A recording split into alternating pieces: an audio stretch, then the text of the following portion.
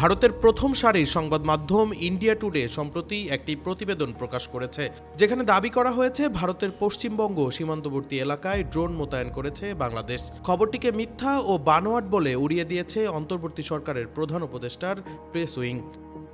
শনিবার দুপুরে প্রধান উপদেষ্টার প্রেস উইংয়ের ভেরিফাইড ফেসবুক পেজ থেকে একটি পোস্ট দিয়ে এ তথ্য জানানো হয়।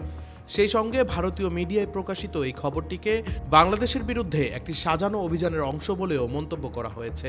পোস্টে বলা হয়েছে, সীমান্তে ড্রোন মোতায়েনের খবরটি ভুয়া ও বানোয়াট। প্রতিরক্ষা মন্ত্রণালয়ের একজন মুখপাত্র বলেছেন, বাংলাদেশ তার রুটিন কার্যক্রম ছাড়া দেশের কোনো অংশে কোনো ড্রোন মোতায়েন করেনি। খবরটি বাংলাদেশের বিরুদ্ধে একটি সাজানো অভিযানের অংশ।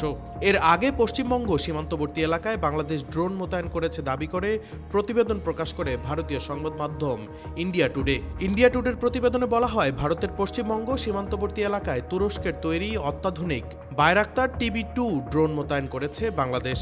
ধারণা করা হচ্ছে, ভারতের সঙ্গে সম্পর্কের উত্তেজনা বৃদ্ধি পাওয়ায় এ ধরনের পদক্ষেপ নেওয়া হয়েছে। সেখানে আরও বলা হয়, মূলত এ ধরনের ড্রোনগুলো নজরদারি এবং নির্ভুল আঘাত হানার সক্ষমতার জন্য পরিচালনা করা হয়। ভারতের কৌশলগত গুরুত্বপূর্ণ চিকেন নেক অঞ্চল ঘিরে এই ড্রোন মোতায়েন উদ্বেগ আরও বাড়িয়েছে। এজন্য বাংলাদেশ সীমান্তে নজরদারি জোরদার করেছে ভারত।